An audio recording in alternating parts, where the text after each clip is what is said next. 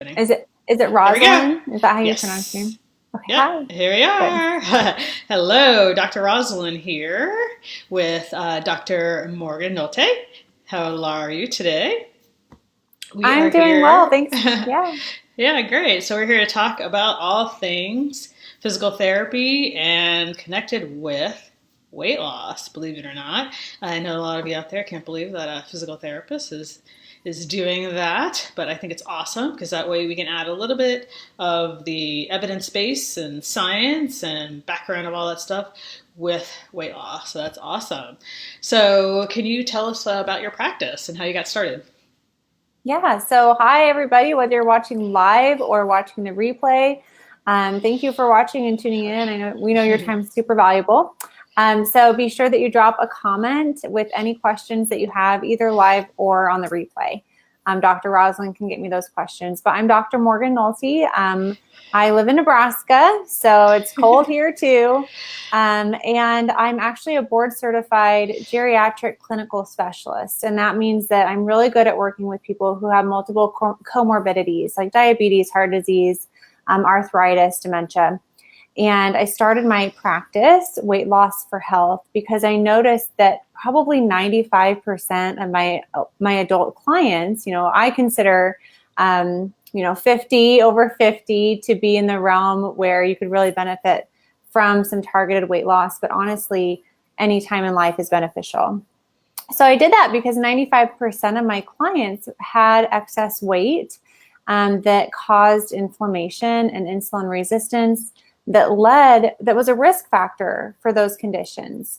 So the diabetes and the heart disease, the strokes, the heart attacks, the dementia, all of these things that I was treating could have been made better or prevented altogether if people had adopted a healthier lifestyle earlier in life and really lost the weight and kept it off. Developed just healthy habits. And I didn't see anybody filling that space. I think that there's a huge, Dr. Roslin kind of mentioned bringing some evidence into the weight loss realm. There's a lot of big weight loss companies who make money selling you food products and selling you things that really don't help you lose weight. And so I wanted to dive into that weight loss research and be a resource for other physical therapists and healthcare professionals who were looking for someone to refer their patients to for weight loss, because physical therapy outcomes get better when people just live a healthier lifestyle. I think that we're all big advocates of movement, but Right. there's other aspects to that weight loss puzzle that I really address. So my business is weightlossforhealth.com, and I have an online program, Weight Loss for Health. And it's a course, an online course that people can go through to learn how to reduce their insulin resistance and inflammation. I talk about food a lot. I talk about movement, stress, sleep. But then a big piece of my program is mindset.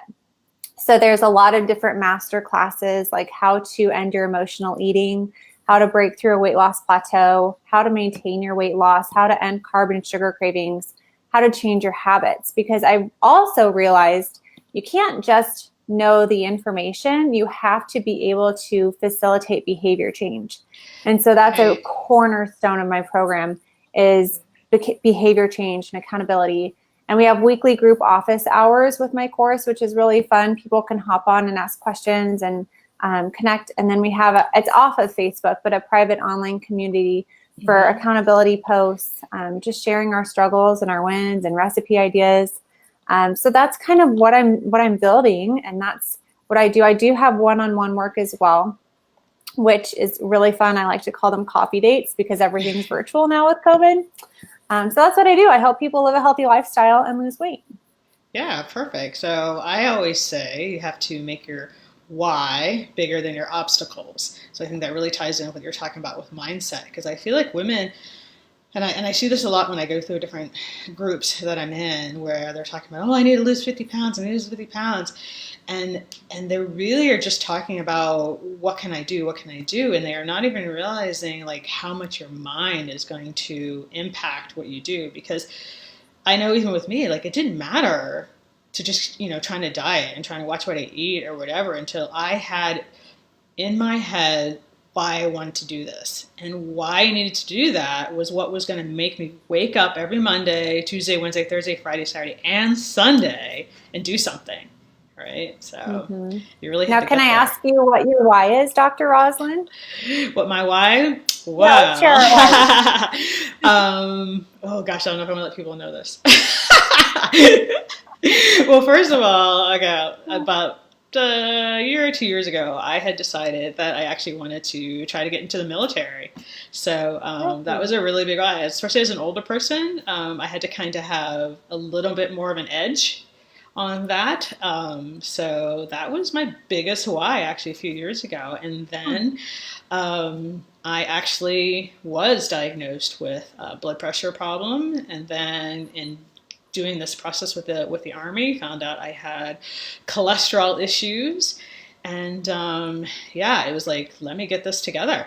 Finally, let me get this together. And I did some research, figured out, what I needed to do as far as supplementation, as far as changing my food, exercise, and everything. And yeah, finally I was able to drop my numbers within like 2 weeks, and I couldn't even believe it. Because I always thought, I was a pretty healthy eater. I'm a octolavo pescatarian per se. I do love my sweets. I do love my alcohol.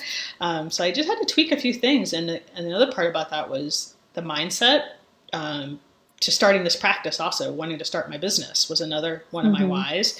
And just, I say my other third big why was just wanted to finally feel better about myself, because for so long I was always just so down on myself on how I looked and everything. And I'm like, oh my gosh, like you spent so much of your life being down about yourself. Let's get going here. So yeah. I feel so much better, and I finally got it together. So, my weight's okay. It's good. I'm fine with it. Yeah, but yeah, it's good enough. But I'm happy with, what I'm doing, which is what I try to preach, is the activity part really is what I'm doing for myself every day. And yeah, so that works out good, especially as we get older. Yeah, it's very important. I think my why is related to what I saw in geriatric physical therapy. I worked in all sorts of different settings. So the skilled nursing facility I spent a lot of time in, and home care. And I saw the direct impact that an unhealthy lifestyle has on your mobility, your quality of life, and your independence. And I really felt for the caretakers and the family members, and then the feeling of like being a burden that my patients would have was really heartbreaking. It was really heavy. And I just knew that so much of that could be prevented. And so my big why is I don't want to, when I'm 80, be in my patient's position. I really do want to be active and mobile and independent. And then I think I think it's very important as healthcare providers that we walk the talk. I think that a lot of healthcare providers, especially during COVID, how can you not be burnt out? How can you not be so stressed that you're neglecting your own health? But I've chosen to start this business so that I could have the healthy lifestyle that I desired, so that I could control my level of burnout. And on Instagram, I'm at Dr. Morgan Nolte, but I like to say that my Instagram account is showing the walk. So I don't talk the walk, I do walk the walk, and I show it, however you want to say that. And so I think that my why is really being healthy and being a good example for my kids. I have a 2.5-year-old boy and about a 6-month-old daughter. And I want to be a good example for my clients. So kind of. And it's not about the scale also, right? I feel like, no, especially as women, it's like, it's usually about looks. How do I look? And I just feel like I had to get that out of my head so much and more think about, really, how do I look inside? The arteries, the fat around your organs, things like that. So that definitely was playing into the why also, because those things, it's so preventable, and those chronic health conditions are just killing Americans right now. Obesity, cholesterol, blood pressure, diabetes, and at the top of being able to fix those things is exactly what you're working with. So you've got your mindset, your activity, and a proper diet, right? And we're not talking about, counting your calories, right? And eating only a salad every day. So can you talk to you a little Absolutely bit not. about, yeah. So how would Well, you I approach think that? okay, so if people want to really dive deep into insulin resistance and inflammation, because it's a up and coming research topic, and it's confusing if you've really had this calories in, calories out mindset. They can download a masterclass at weightlossforhealth.com/masterclass. And it's a 55-minute training that will dive deeper into what I'm about to cover. So I used to think that losing weight was about calories in and calories out. And so I did all of it. I had a low-fat diet. I did a lot of crap cardio, is what I call it, where you run for hours and you think that you're doing great because you're burning all these calories. Yes. I had exercise bulimia. Have you heard of that? Oh, yeah, yeah. Yeah, in high school. So for about 10 months, I had exercise bulimia where I would try to exercise all of the calories off that I just ate. Yep.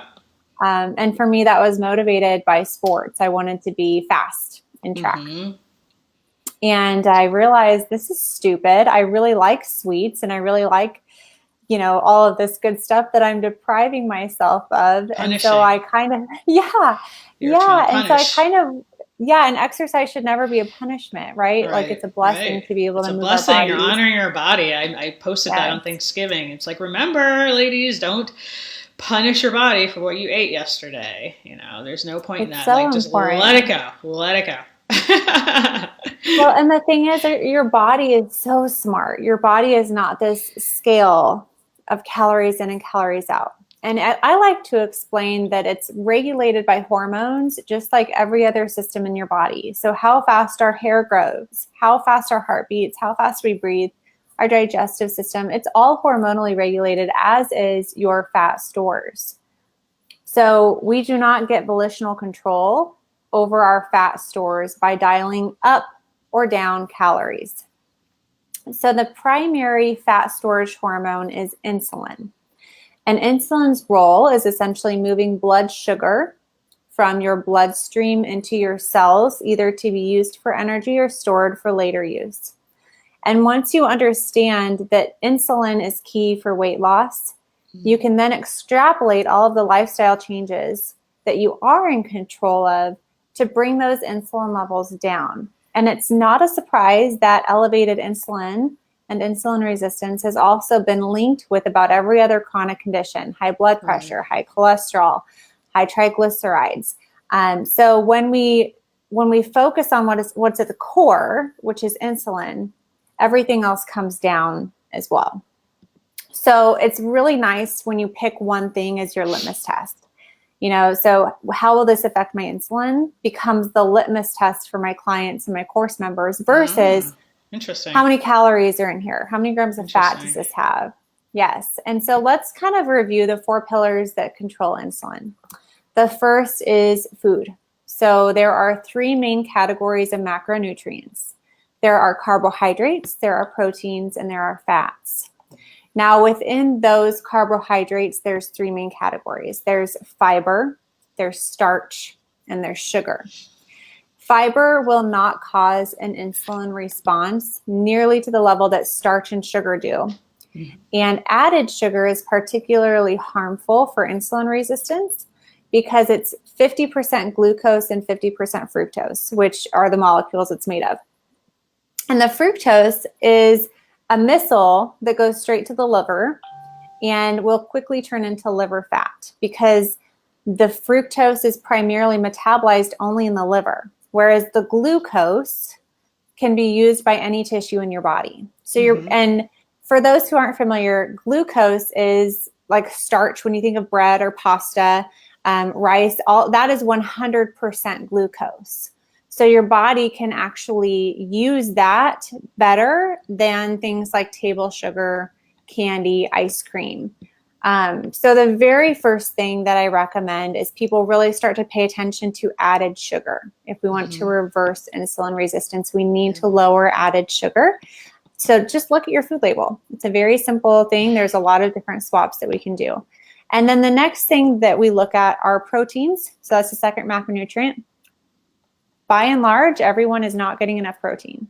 The government's recommendation is that we get 0.8 grams per kilogram of body weight per day, and that is not enough.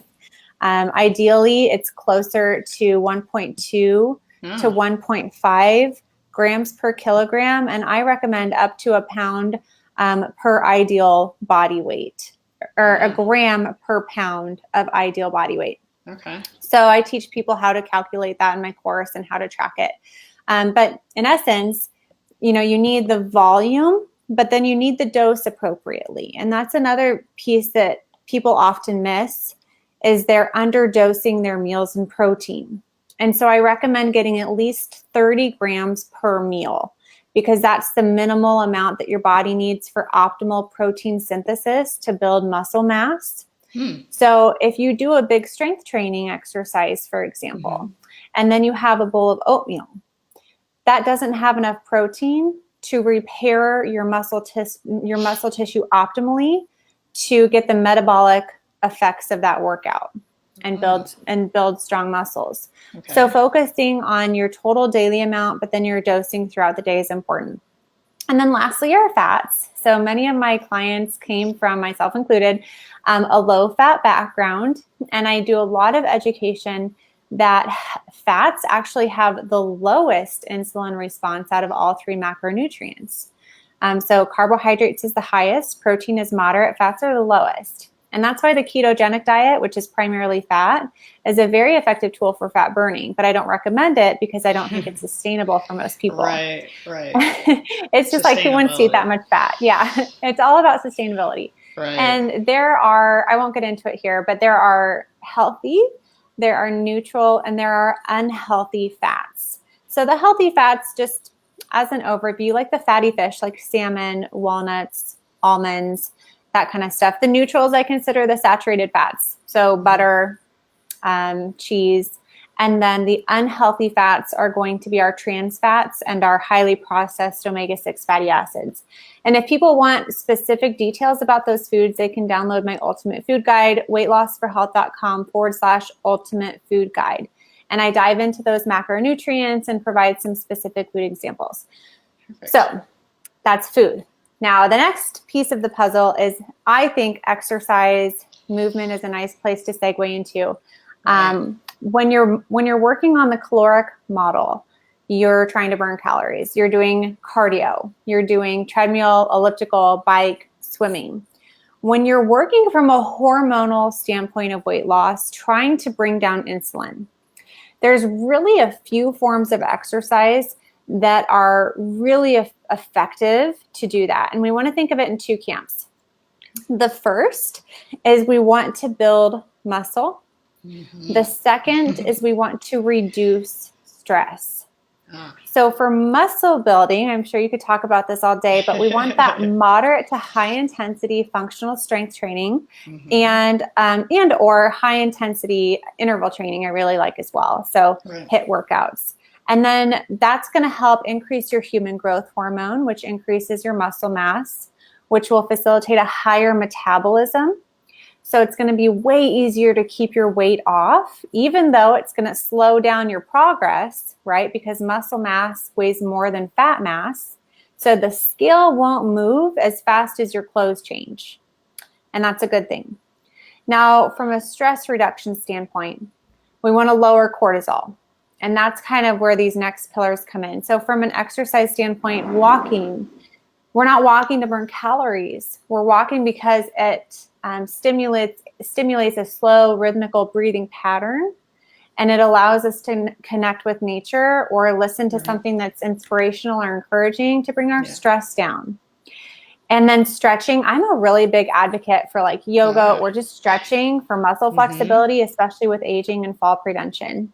And I think that can be a nice stress reduction technique as well. So moving into the stress, those are kind of the next two pillars. We have stress reduction and sleep.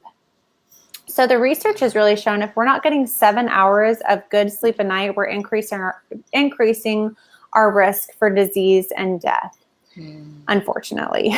So the other thing is chronic sleep deprivation will raise cortisol. Yeah. And this is the thing. So cortisol is your stress hormone. And when you're stressed, like think back to paleo times, right? What, an animal was attacking you or something? Right. So cortisol releases blood sugar so that your muscles have quickly and easily available energy. So it wants fast energy. That's why cortisol releases blood sugar, to give you the energy to make it through the stressful situation. But what happens under today's stressors, where they're mostly computer related, you get a call from your boss, like we need to talk, or your spouse or whoever, they're psychological and they're mental, and we're not having to actually fight or flee. And chronic sleep deprivation acts as that form of chronic stress where your blood sugars then stay elevated and your muscles don't pull in that energy. And so I like to say your blood sugar can get into your cells two ways. Muscles can pull it in. If you demand energy, your muscles will pull that glucose out of your blood in for energy, or insulin can push it in. And when we don't use it, when we don't move our body to get rid of that extra glucose from stress, from cortisol, you have to release more insulin to keep your blood sugar stable. So then insulin pushes it in. So the elevated insulin elevates your body's set weight, and it contributes to insulin resistance over time and disease. So that is how chronic stress can lead to weight gain and disease. And so that's another cornerstone piece in my program, right, is sleep and stress. And that's why mindfulness comes in handy. So for example, we do a mini monthly challenge in my membership, which is essentially, if you join my course, you're in the membership for life. And it's 10 things of gratitude every day that has happened in the last 24 hours. And why do we do that? We do that because it makes us happy. It reduces stress, and that will help us be healthy. So we don't always equate mindset work with weight loss, but it's very, very important to recognize that.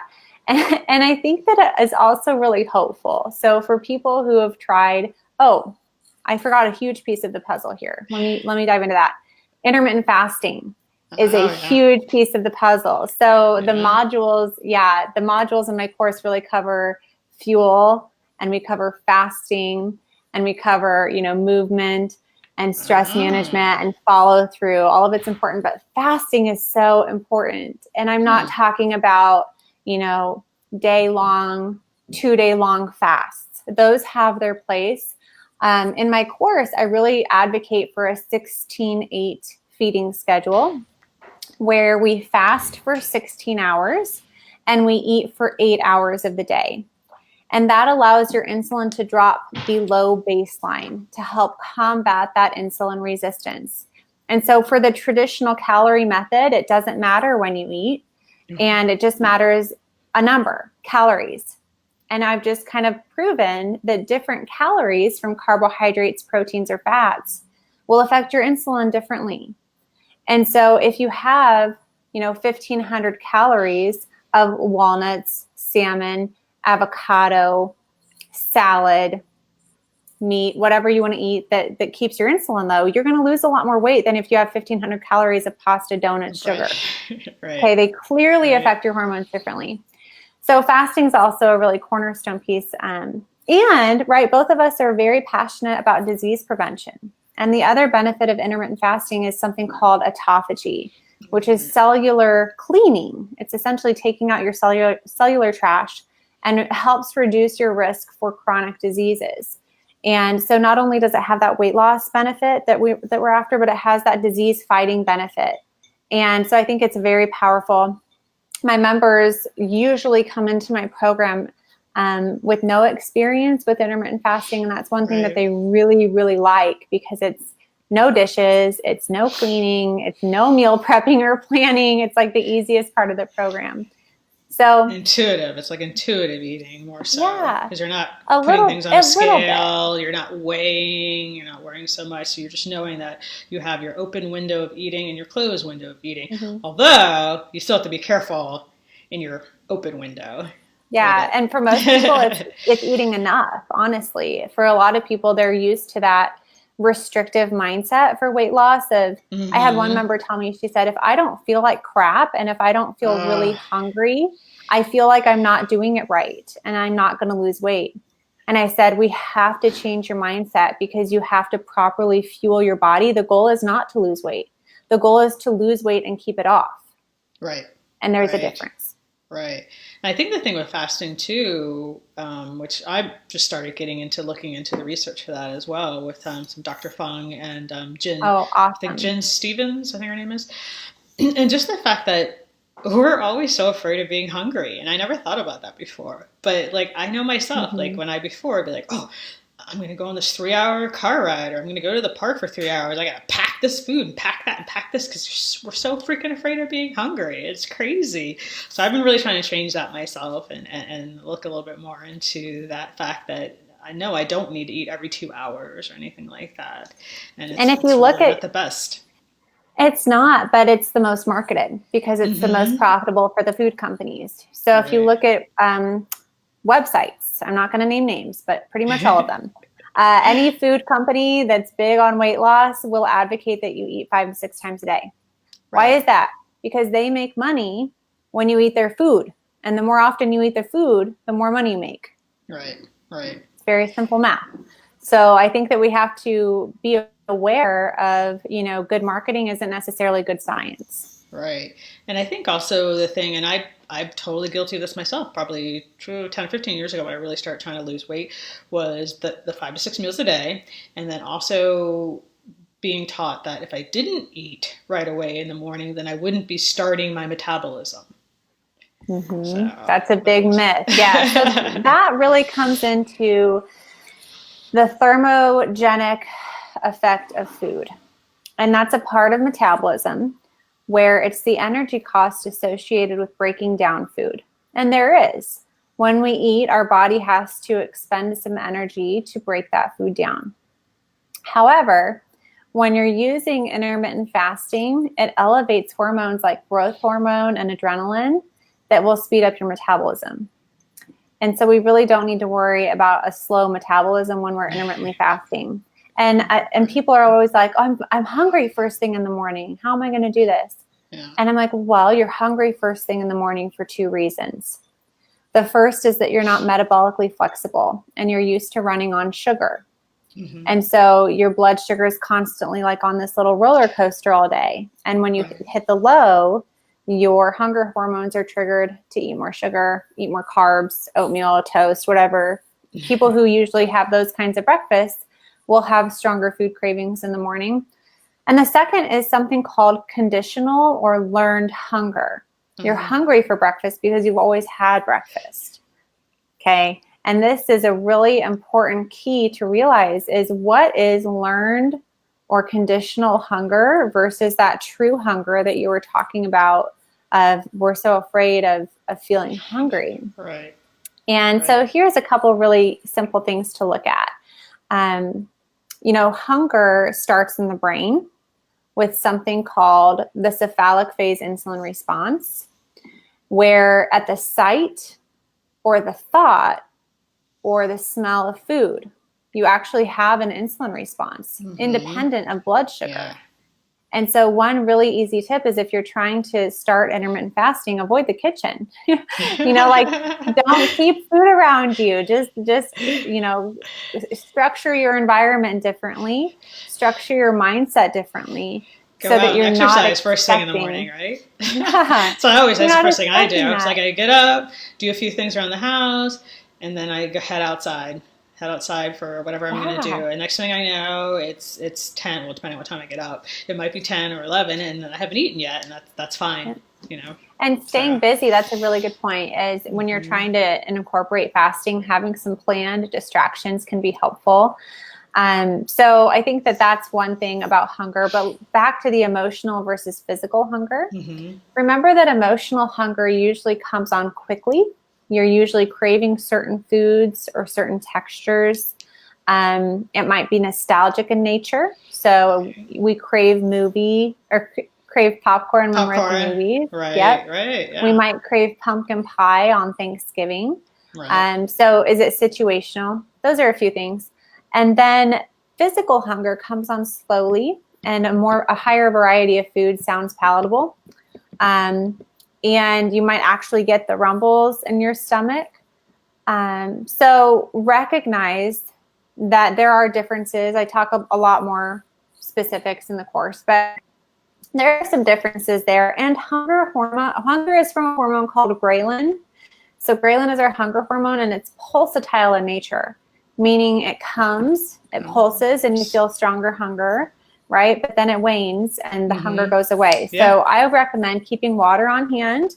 And when you get that urge to eat, maybe have a big glass of water, fill your stomach with something, and then, go do your distraction.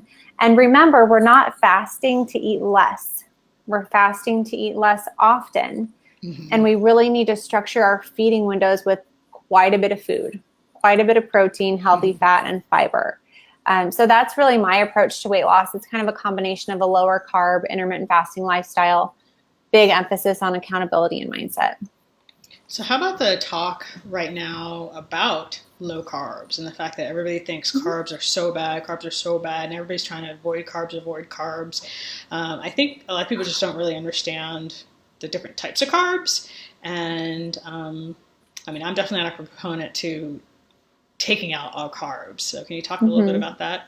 Your water. Yeah.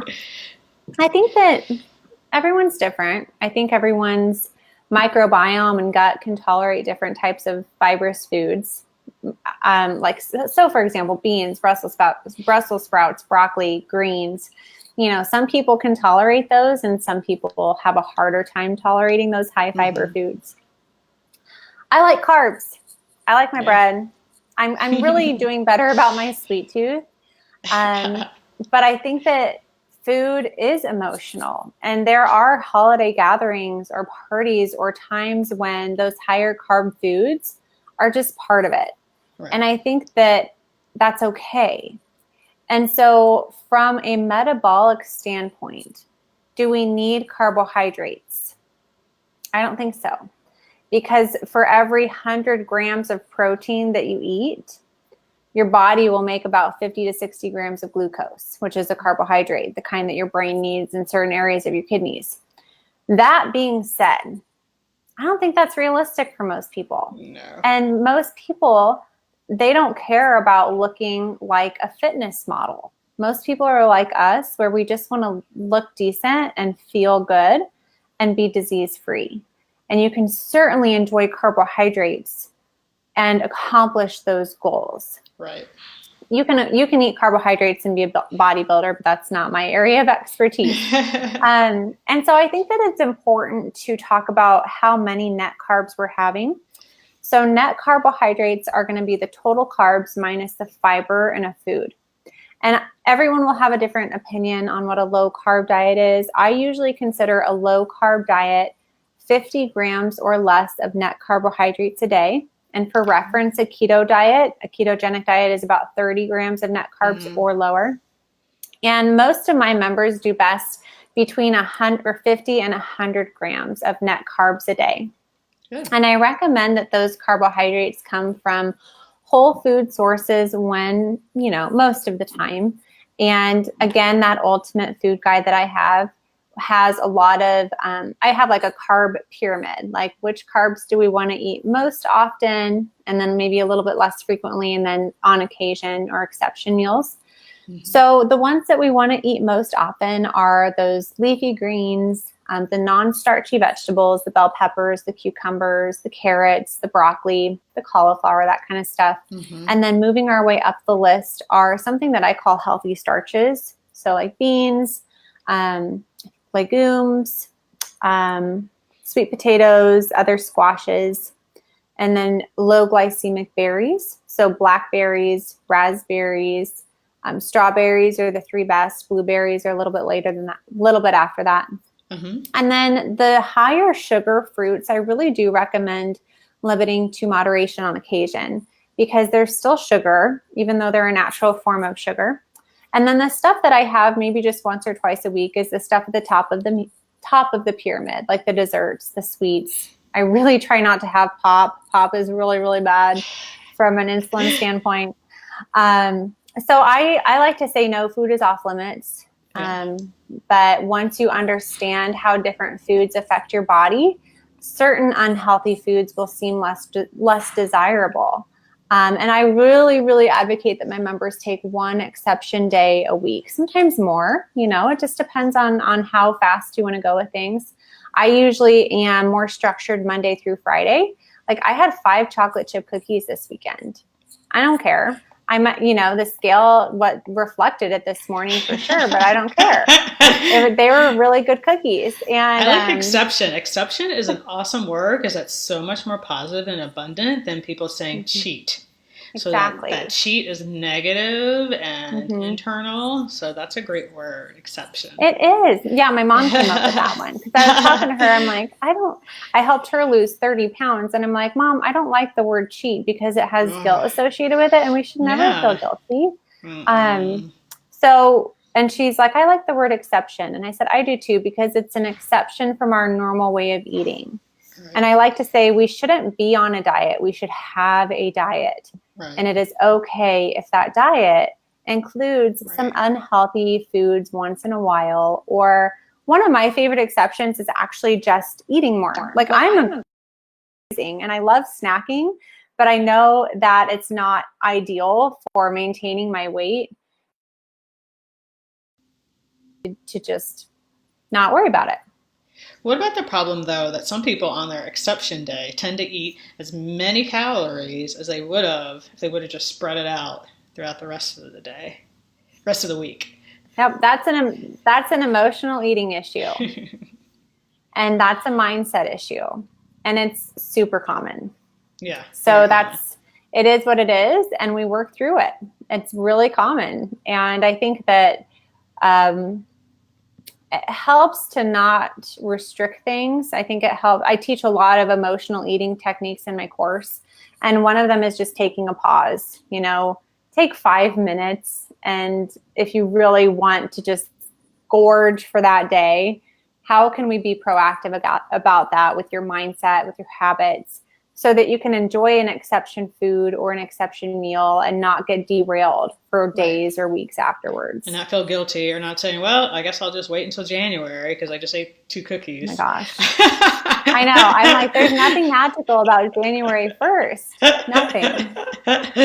The other problem is, oh, well, it's my birthday, so I'm just going to eat whatever. And it's, oh, well, it's Valentine's Day, I'm just going to eat whatever. Oh, it's Christmas, I keep trying to tell people. But there's always a holiday. There's always an event. So if that's always your excuse to like just go off the rails, I mean, you're never going to reach your goals. I mean, I know I try to place holidays and stuff like that, and I tell my members, like, eat things that you can't get normally. And that's how I approach it. So Thanksgiving, you don't normally get sweet potato pie during the year, so I would probably have sweet potato pie. A roll from Giant Food, I can have that any time of year, so I'm not probably going to eat that roll from Giant Foods. Now, maybe if take your carbs. Yeah, maybe if my grandmother made like a special challah bread or something, my Jewish grandmother, it'd be something totally different. So I'm going to eat that carb because it's a special thing. So that's how I like to swap things out and think about food, Yep, it's like I'd much rather have, even though the added sugar is worse for me than the starch from a roll, I'm going to go for that pumpkin pie instead of, just like you said, the roll that you can have anytime. One thing that's on my to-do list with a member this week is talk about eating. So she's going on a vacation and she is like, Morgan, I feel like I'm struggling with, I deserve this eating. Mm. Like, I deserve this vacation. I deserve this meal. And I'm thinking about that and I'm toying on that, I'm chewing on that. But do you have any tips that I can share with her and other members about, because it seems like you've actually done the work. You've lost some weight. You've really improved your health. So what do you tell yourself when you're facing that I deserve this mentality? I think it would probably be either swapping out or portion size for me. I know my members have heard the story a million times, but one day I decided I was going to have Rita's for lunch. So that meant for dinner, I had to have something a lot lighter because I chose to have that Rita's for lunch. So I don't know that I ever think about deserving. I know a lot of people think, oh, well, I just ran a half a mile, so now I deserve 5 pieces of cake, which just doesn't work. Doesn't add It doesn't add up. So Yeah. I think I normally would face that portion size. Like if I'm thinking, I'm doing this, and I did so great, and I really deserve this, and I really try to maybe have something smaller. Or I even have been good with, well, you already know what that tastes like, so why are you eating that again? You know, like if it's something that's pretty common, and especially like if you have something at home, like I made a pie, and like I could eat that pie for 7 days straight, but it's like after the second day, I'm say to myself, we already know what it tastes like, so why are you eating it again? I like that. I'm gonna take a note right now so that I don't forget that one. So you already know what that tastes like. Why are you eating it? You already know what it tastes like. I'm a big note taker. Yeah. Why are you eating it? Another thing that I've thought of is like, so you have this deserve it mentality around food, but don't you deserve health? Right. Like, don't you deserve to honor your body by making healthy choices? Right. I don't know. I think that one's really hard for me. Yeah, it is a hard one. It's a hard one because you don't want to deprive, but are you really depriving if you just say, well, I'm going to make a different choice, I'm going to swap it out, or I'm going to have a smaller portion? So it's usually how I would say. Yeah. It's almost like, are you depriving yourself of that instant gratification of the yummy food? Or are you depriving yourself of the long-term health? Long-term. Yeah. And that's hard for us, especially as Americans with our instant gratification. That's what we always want. We're so into that. I need to go back to a couple of things you talked about before. So the thing about the muscle and muscle weighing more than fat. So I know a lot of people say that blanketly. So just like, oh, I worked out for 2 weeks, and I gained weight. And then someone will say, oh, honey, but muscle weighs more than fat. And we're like, oh, that's not really. Can you talk about that a little bit deeper? Tiny bit deeper. Yeah, I'd be interested on your opinion of this. I like to say the physiological changes of strength training happen immediately. You're not going to see the physical effects for 6 to 8 weeks of consistent, even longer, up to 12 weeks of consistent strength training. And I think we need to pay attention to 2 things if we can. If you have a scale that actually measures lean body mass and body fat mass, that can be really helpful in differentiating where the weight's coming off from. And we want to see the lean body mass go up, the fat mass percentage go down. And then the second thing that we can really use is a waist circumference. So I like to measure waist circumferences because it measures that visceral fat or the fat that's crowding your inner organs. I really like what you said earlier. What does my inside look like? Not just what does my outside look like? And I think that can be a helpful measure to just how your clothes are fitting. If your clothes are fitting looser consistently, if you're having a smaller waist circumference over a trend of months, you can assume that you're losing fat mass there. Yeah. What are your thoughts on that?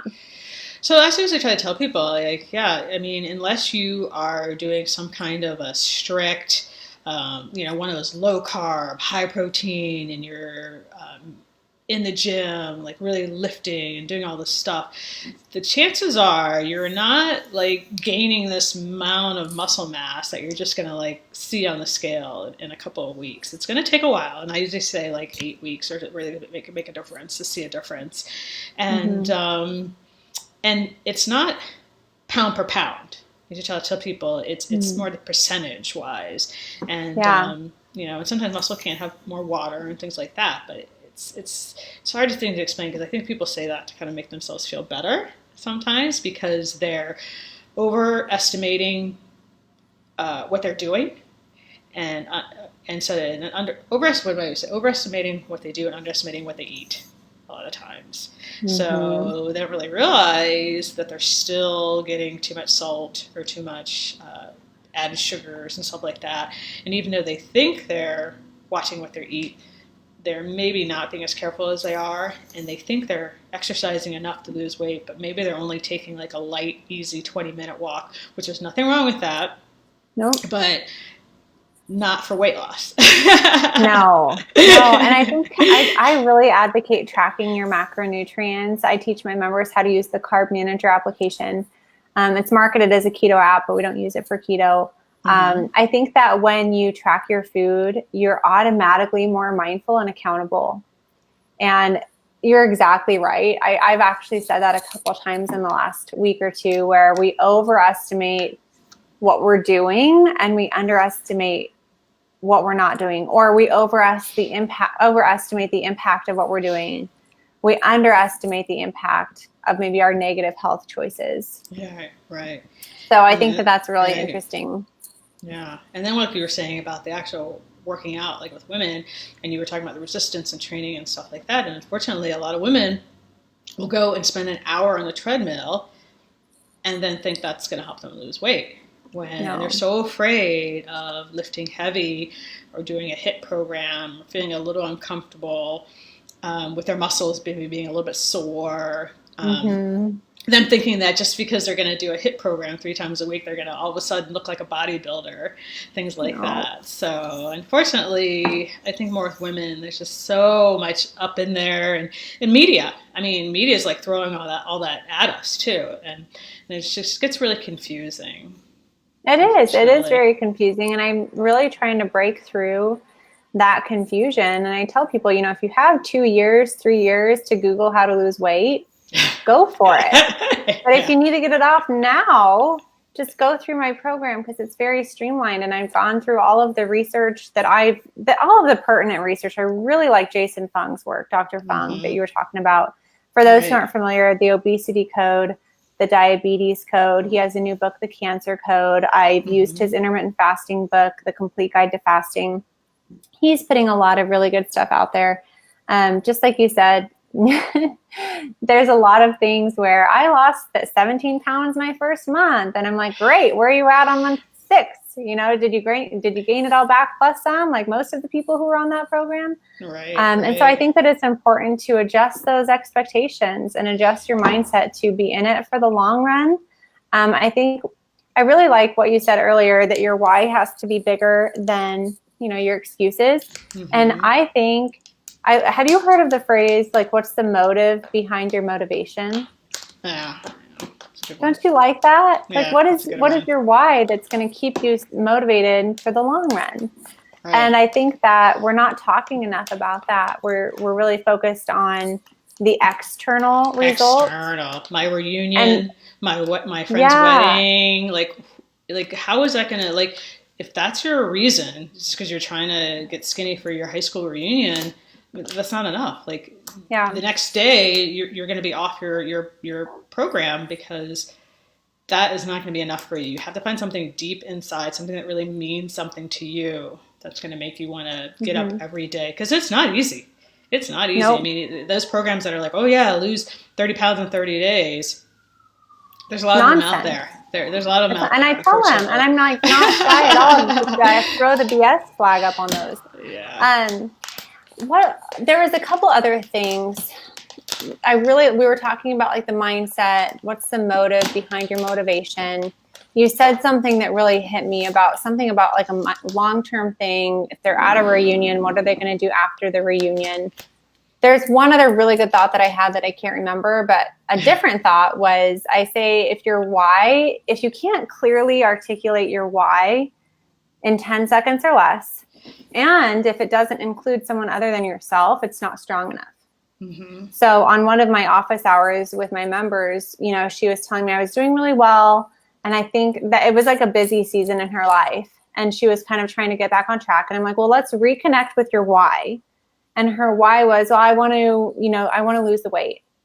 And I'm like, have you ever thought about how getting healthy and losing the weight will help you show up in a different way as a wife, right. and as a mom and as a grandmother. Right. And if you haven't, think about that. Deeply think about how getting healthy will help you show up for all of the other roles in your life. And I think that's much stronger long-term motivation for people. And especially moms, I would say, or if you're taking care of a family member or something, like if you're not healthy, if you're not top of the game, you can't help them. So a lot of times women won't invest in themselves because they're just so worried about other people. But you have to realize that if you're not investing in you first, you're not going to be able to take care of your child or your mother or your sick husband or whatever it is that you need to do. It's so true. And I remember what I was going to say. You said something about time. It's a time investment. And I like to say the bottom line, if you're looking for the bottom line, people like the numbers. We need to talk about the return on investment. It costs money, it costs time, and it costs energy to get healthy. Mm-hmm. The alternative is you can spend your money, time, and energy being sick down the road. Right. Healthcare or sick care? The choice is ours. So I read you a couple weeks ago. Healthcare or sick care? What do you want to spend your money on? Or you can pay for it now or pay for it later. So is it really so expensive to buy those organic apples? Or are you going to live with that toxicity in your system that's going to cause other things, So, pay for it now or pay for it later, definitely. Pay for it now. Another one, I think. I like that. Oh, I like that. You're giving me a lot of Instagram quote ideas. So what was it? Healthcare or sick care? Or sick care. Pay for it now or pay for it later. Definitely. I like that. People are afraid of, definitely afraid of spending money on themselves. The investment in yourself, and sometimes you just have to do it. Say, well, what's this going to mean in the long run? And some of those quick diet things are going to be so much more worse for you because you're talking about your cortisol, your insulin, things that it's going to jack up when you're trying to do those things that are quick diets. Yeah, and here's the other thing about the calorie stuff. When you're doing any sort of diet program, like the big ones, Nutrisystem, Optavia, Jenny Craig, Metabolic Research Center, they're very much based on a low-calorie diet. Mm-hmm. And, 1,200 calories a day. Your body is not stupid, and your body will adjust to that lower caloric intake because it doesn't want to starve to death. Right. And so recognize, again, if you want to lose weight, that's fine, but expect the weight to come back on because you've slowed your metabolism with an unsustainable diet. So when you can no longer sustain that diet and you start eating whatever is normal for you again on a slower metabolism, you will regain the weight plus some. Right, and that's what happens. Yeah. So I forgot to mention that when we were talking about calories.